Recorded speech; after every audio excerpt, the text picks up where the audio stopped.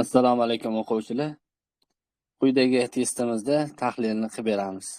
Mana bu sichqon, mana bu pishloqqa necha xil yo'l bilan keladi deyapti. Demak, savolning ma'nosi shunaqa. Demak, birinchi holatda mana bu yerga bitta yo'l bilan keladi, bu yerga ham bitta yo'l bilan keladi. To'g'rimi o'quvchilar? Mana bu yerga bitta yo'l bilan keladi, bu yerga ham bitta yo'l bilan keladi. To'g'rimi o'quvchilar? Demak, bu yerga nechta yo'l bilan keladi? Bitta yo'l va bitta yo'l. Jami nechta ekan? Bu ikkisini yig'indisi, demak, ikkita yo'l bilan keladi o'quvchilar. Tushunarli?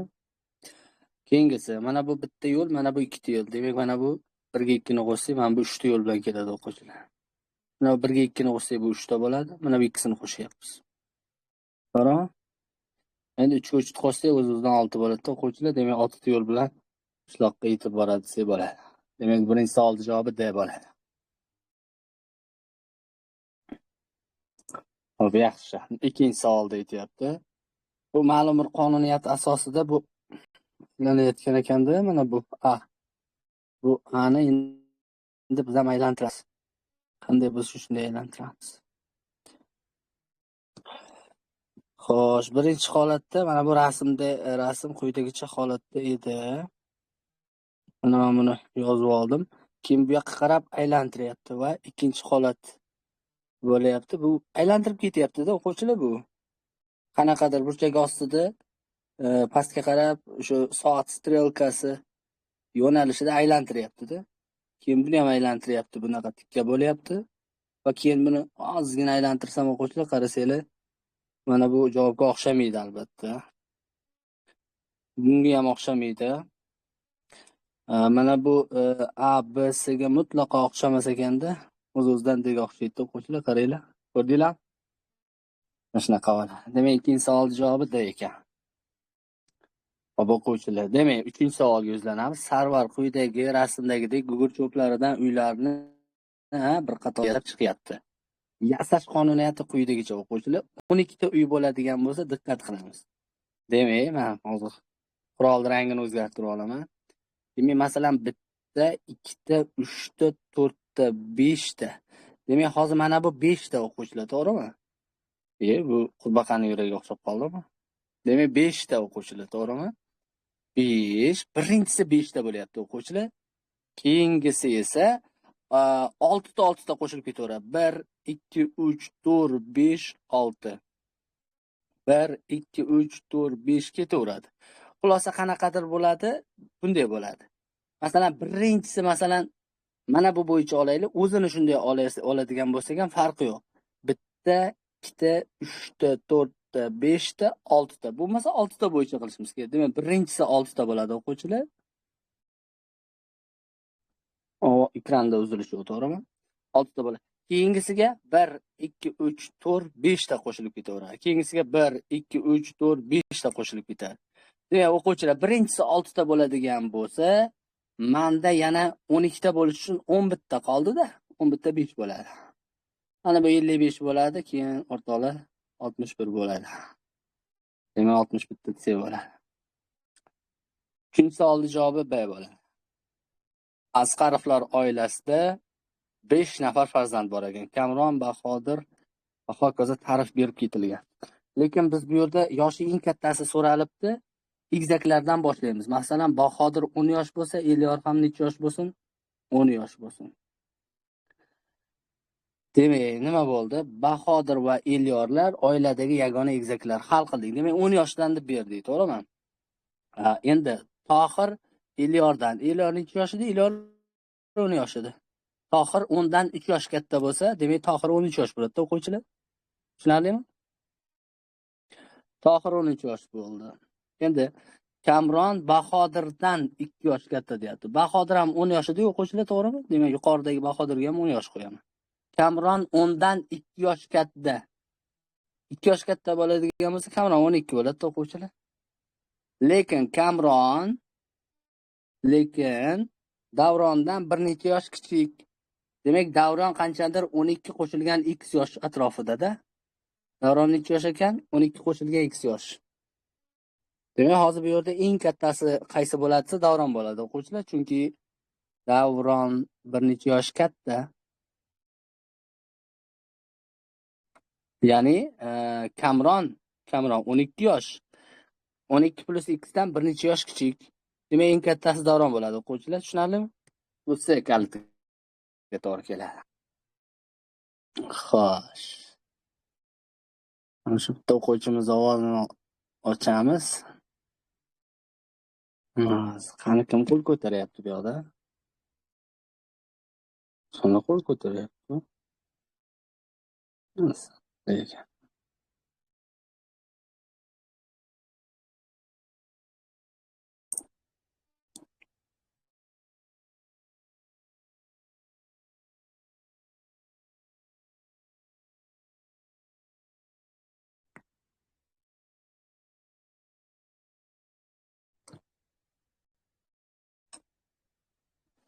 Keyingisi. Demak, 4-savol javobi C bo'ldi.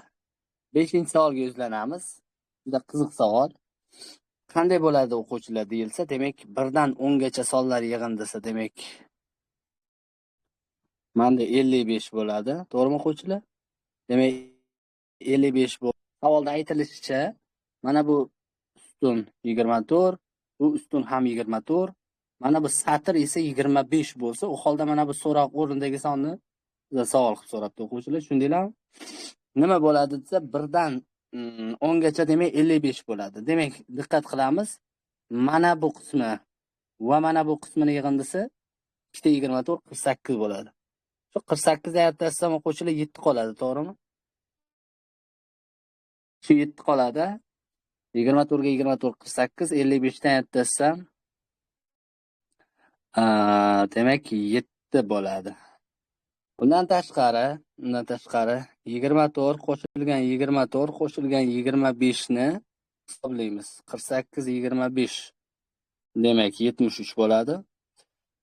Endi 73 dan 55 ta aytdirsam 18 bo'ladi. Demak, mana bu 2 chek 18 degan xulosa kelib chiqadi. Tushunarlimi o'quvchilar?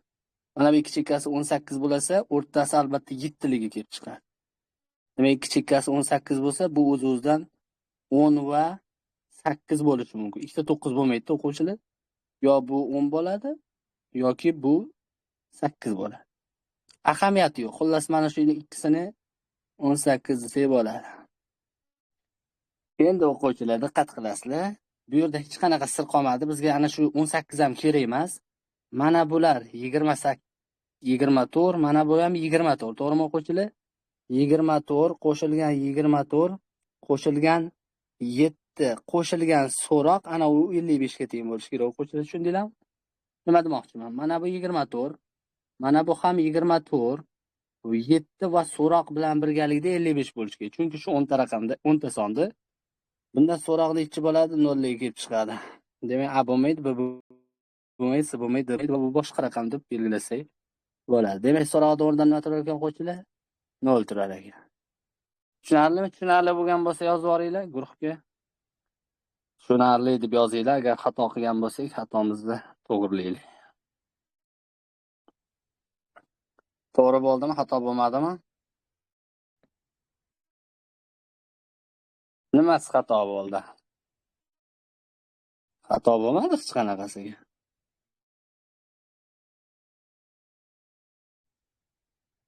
To'g'ri bo'ldi, Iroda, eshityapsanmi? 1 dan 10 gacha deyilgan-ku. 1 dan 10 gacha qo'ydim-ku, sen yechimimni ko'rmayapsan. 1 dan 10 gacha deyapmiz yana. Mana bu o'rtada 7 bo'lishligi aniq bo'ldi. Chunki 2 ta 24, mana bu 48 bo'ldi. 48 ga 7 ni qo'shsa 55 deganim, bu mana bu 7 lik chiqmasin. Lekin mana bu va mana buni qo'shganimizda 48 bo'lyapti, to'g'rimi? Keyin mana bu 25 ni ham qo'shib yuborsak, necha bo'lyapti? 73 bo'lyapti. Shunda mana bu 2 marta takrorlanyapti, to'g'rimi? Ana o'sha 2 ta nuqta 73 dan 48 da ayirganimda, 55 da ayirganimda ana o'sha 18 bo'ladi. Mana bu 2 chekka 18 bo'lgandan keyin o'rtasi 7 liga kelib chiqadi.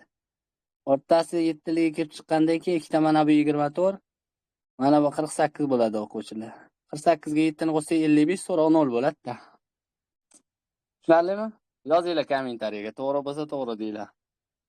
Xato bo'lsa xato deb aytinglar o'quvchilar. So'roq 0 bo'ladi deyapman. Qo'shilsanglar yozinglar qani. To'g'ri. Demak, to'g'ri ko'p bo'lyapti. Xato bo'lmasa kerak, o'quvchilar o'zinglar endi ajratib olasizlar-da. Haqlilik turibdi-ku, to'g'rimi? Xo'p, 6-savol o'quvchilar. Demak, Farg'ib bo'lsa-ki, 3 xonali bir xonali sonni ko'paytirsak, 4 xonali son deyapti. Xo'p, yaxshi ixtiyor. Ko'rdim. Demak, nima bo'ladi desa, quyidagicha bo'ladi o'quvchilar. Misol uchun mana bunga 5 bo'lishi mumkin o'quvchilar. Shunda 5 kira 5 25 bo'ladi, to'g'rimi? Va menda 2 yodimda bo'lib turibdi. Endi mana bu qaysi sonni, masalan, 1 kara 5 5 bo'lsa, 2 tildagi bilan yana 5 chiqmaydi-da. 2 bo'lsa 2 kara 5 10, yana 2 yoddagi bilan yana 5 chiqmaydi-da. O'quvchilar, shuning uchun 5 bo'lmasligi aniq bo'lib qoldi. Demak, mana buni 6 qilib ko'raman. 6 kara 6 36 ni 6si menda 3 yodimda bo'ladi. Endi 5 bilan tugash kerak. 3 yodimdagi bilan, demak 5 dan 3 ni desam, 2 bilan tugash kerak. Nechi kara 6 2 bilan tugaydi desa o'quvchilar 7 bo'ladi-da bu. 7 kara 6 42 bo'ladi. 7 kara 6 42, ana 3 yoddagi bilan 45 bo'ladi va menda 4 yodimda bo'lib turibdi hozir. Bunga bu 5 bo'ldi. Menda 4 yodimda bo'lib turibdi. Uni qo'shaman keyin. Mana bu 7 bo'lgandan keyin 7 kara 6 42. Hop, 42 ga 4 yana 46 bo'ladi o'quvchilar. Haqiqatdan mana qo'llar teng bo'ldi. Hammasi o'z o'rnida bo'ldi. 776 ni 6 ga ko'paytirsak o'quvchilar, demak 4656 bo'ladi. Hop, to'g'ri bo'lsa to'g'ri deymiz o'quvchilar, xato bo'lsa xato deb aytamiz. Demak, tekshirib ko'ringlar qani. Tekshirib ko'ringlar-chi, to'g'rimi o'quvchilar? Demak, PQR demak Q6 bo'ldi, R4 bo'ldi va P7 bo'ldi o'quvchilar. Ana 17 bo'ldi. 17 bu dekalga to'g'ri keladi, to'g'rimi? Juda yaxshi. Zo'r o'quvchilar, zo'r. To'g'ri bo'lsa to'g'ri deb qo'yasizlar-da, bo'lmasa xatoyimiz to'g'rilashimiz kerak. Hozircha xato ketmagan deb umid qilamiz. Yaxshi. 7-savolda aytayapti o'quvchilar. Prezident maktabida o'qiydigan o'quvchilar mantiqiy masalalarni juda yaxshi yechishadi. Sababi borda, yaxshi yechishini, yaxshi bilim bilan o'qishga kirgan bo'lishi mumkin-da. Bilimli bola yecha oladi-da. Demak, bu yerda asosida bilim bor. Nima bor? Bilim bor. Keyin u prezident maktabiga kirgan bo'lishi mumkin-da. Demak, bilim asos bo'la oladi prezident maktabiga kirishiga. Endi asror fikriga quloq solamiz. Qaranglar o'quvchilar, men mantiqiy masalalarni yaxshi yecha olmayman deyapti. Xo'p, men yaxshi yecha olmayman deyapti. Hozircha yaxshi yecha olmasligini tasdiqlayapti. Prezident maktabiga kirsam deyapti, bu turdagi masalalarni yechishni o'rganaman deyapti. Avval o'rganib keyin kirgan yaxshiroq-da. Xo'p, demak qarama-qarshilik bor, ha? Endi haqiqatan bu yerda asrorning fikridagi xato fikrni topish kerak. Nima deyilgan? Mana bu asosiy urg'u nima? Bilimdan keyin prezident maktabiga erishiladi. To'g'rimi o'quvchilar? Men kirib olaman, keyin bilimga erishaman deyapti. Yo'q, unaqa emas. Shu kirib olib turib, keyin bilimga erishishligini xatoligini ochib berish kerak. Xo'p, demak, javoblarni ko'radigan bo'lsak, siz javobga qaraydiganmiz, vaqtimiz ketmasin. Prezident maktabiga mantiqiy masalalarni yaxshi yecha oladigan o'quvchilar qabul qilinadi. O'shanda Asrorjonning gap xato bo'ladi. Mana kamchiligini ochdi. Nega desa, demak, prezident maktabiga bilimli bolalar o'qishga kiradi. Undan so'ng esa Asrorning gapi xatoga chiqadi. Men kiraman, keyin bilimga ega bo'laman deganda, ana kamchiligini, avval sen bilimga ega bo'lasan, keyin kirasan degan gap kamchiligini ochib beradi. Shuning uchun sekad bo'ladi o'quvchilar. Tushunarlimi? Yozinglar kommentariyaga, nima deysizlar? Tushunarli bo'ldimi?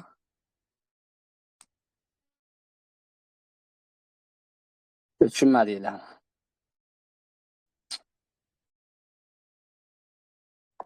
To'g'rimi o'quvchilar? Yaxshi. Demak, bu 7-savolning javobi to'g'ri kelyapti. Juda qiziq savol, ajoyib savol desa ham bo'ladi. Eshitamiz o'quvchilar. Aziz aytayapti. Men faqat quyoshli kun bo'lsagina kepka kiyaman deyapti. Demak, quyoshli kun bo'ldi. Kipga kiyadimi desa, kiyishi ham mumkin, kiymasligi ham mumkin. Qachon kiyadi? Quyoshga ko'ringanda kipga kiyishi mumkin. Lekin soyada yotganda kipga kiyishi ham mumkin, kiymasligi ham mumkin. U mavhum narsa. Tushunarlimi o'quvchilar? Tushunib oldik-a? Bu sal jiddiyroq ekan. Alini gapiga quloq solamiz o'quvchilar, diqqat qilinglar. Bugun quyoshli kun emas, deyapti. Aziz kipga kiyib yurmagan bo'lishi mumkinmi?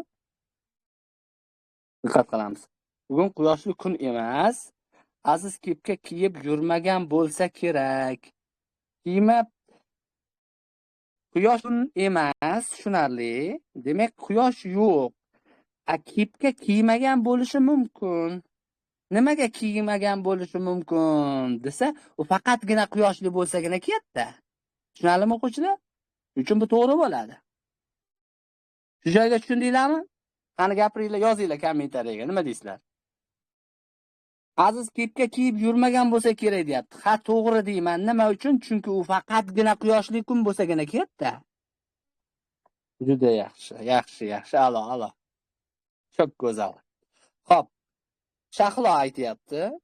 Bugun Aziz, demak buni gapini hal qildik. Bu to'g'ri bo'ldi. Hozircha Ali nisbatan to'g'riroqni oldik-da. Hozir ko'ramiz yana oxirigacha.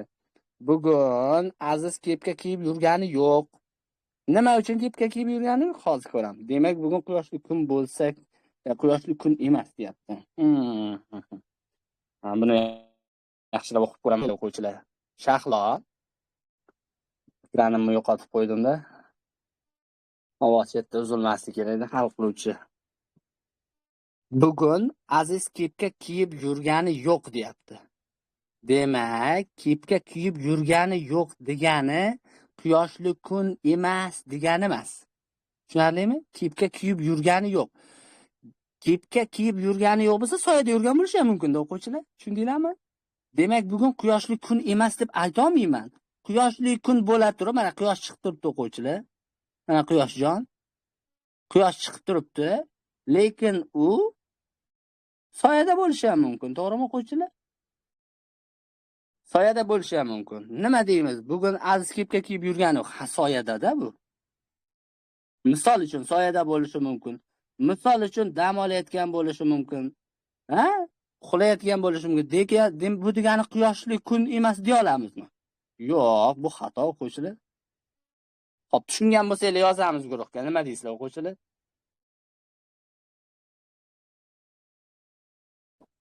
Tushundinglarmi? Yozib qo'yinglar qani guruhga. To'g'ri bo'lsa to'g'ri deysizlar, xato bo'lsa xato deysizlar o'quvchilar. Sizlar bilan hal qilamiz hammasini. Demak, nima deyapsizlar? To'g'ri. Ha, demak Shahloning gapi xato, Aliniki to'g'ri. Faqat Ali bo'ladi. O'quvchilar tushundinglarmi? Shuning uchun bir to'g'ri, ikki xato deb birovda ham to'g'ri aytyapti. Sabina, Saida Ahror, Yorjon to'g'ri fikrlayapsan. Uzoqlardan turib to'g'ri fikrlayapsan. Yaxshi. 9-savol o'quvchilar. Olimlar haydovchilarga tezlikni 70 km/soat tezlikdan oshirishni tavsiya 70 km/soat tezlikdan oshirmaslikni tavsiya qiladilar. Demak, olimlar bu gapni tavsiya qilar ekan, olimlarning gapida foyda bor, qanaqadir. Tushunarlimi o'quvchilar? Yana qaytaraman. Olimni haydovchilarga tavsiyasi, olimlarni haydovchilarga tavsiyasi. Qara, demak nima deyapti deydi-da? 70 km tezlikdan oshirmaslikni tavsiya qilaman sizlarga deydi. Nima uchun? Chunki olimning gapida foyda bor-da. U olim bo'lgani uchun emas. U oddiy odam bo'lsa ham gapida foyda bor. Zarardan ehtiyot bo'lgan, tezligingni mana shundan oshirmagin degani bu foyda bor. Ko'proq foydani topish kerak bu yoqda. Foydalarning ichida ham eng samarali foydani topish kerak. Ajoyib o'quvchilar. Mashinani tezligini ishlab chiqarilgan yiliga bog'liq bo'lsa kerak deyilgani bu foydani ochib yurmaydi o'quvchilar. Bu samarani, texnikadagi samarani ochib berishi bu olimning gapidagi samarani ochib bera olmayapti. Demak, bu xato o'quvchilar. 70 km/soat tezlikda yura oladigan mashinalarning narxi boshqalariga nisbatan qimmatroq. Bu texnikadagi samaralarda aytayapti-da. Shuning uchun bu ham olimning gapiga foyda beradigan gap emas o'quvchilar. A va B kalitlar tahlilini aytdik. Nima deymiz o'quvchilar? Tushunyapsizlarmi? Yozamiz. Ajratib tashlashni o'rganamiz. Yozamiz guruhga. Tezlikni oshirgan haydovchilarga ko'pincha jarimalar yoziladi, deyapti. Ha, bu ham to'g'ri, xato emas. Bir qarashda to'g'ri bu ham. Lekin olim aytayotgan gapga diqqat qilamiz. Tezlikni oshirgan haydovchilarga ko'pincha jarimalar yozilsa, olimda gapini samaraliligini ko'rsatadi. Bu to'g'ri bu. Endi dini qaraymiz o'quvchilar. Ko'pincha avtohalokatlar tezligi 70 km/soat tezlikdan oshirgan haydovchilar orasida kuzatiladi. Shuning uchun tezligingni oshirmasligingni tavsiya qilaman deb olimda aytgan gapi eng samarali gap. Mana shu bu ham to'g'ri bo'ladi. Samaralilar ichida, to'g'rilar ichida eng to'g'risi D bo'ladi-da, chunki bu foyda bo'ladi, ham inson hayoti haqida gap ketyapti. Bu yerda to'g'ri-ku, mabodo S va D desa, uni o'ylab ko'rasizlar. Biror javobda bergan bo'lsa, lekin bu yerda S va D ni ikkovidan bittasini solishtirish kerak bo'lsa yoki S va D ni tanlaymizmi deyilsa, o'ylamasdan D ni tanlaysizlar, bu to'g'ri bo'ladi. Chunki bu yerda haydovchilarga foyda bor, inson hayotini qutqarib qolish samarasi bor. O'sha uchun olimning gapini 100% nima qiladi? Qo'shilishga sabab bo'ladi, desak bo'ladi. Demak, batafsil bayon qilib berdik o'quvchilar. 9 ga tushunarli bo'lsa, 10-siga o'tamiz. Demak, it, mushuk, sichqon bir qatorda turishibdi. Demak, yaxshi, juda chiroyli turishibdi bular ham. Sichqon mushukning yonida emas, demak. Demak, sichqon mushukning yonida emas. Mushukning yonida emas. It inchikkada emas. It inchikkada bo'lmasa, it o'rtada bo'ladi, o'quvchilar. Endi joylashtiramiz. Yana bir qayta o'qiyman. It, mushuk va sichqon bir qatorda turishibdi. Sichqon mushukning yonida emas. Demak, sichqon mushukning yonida emas.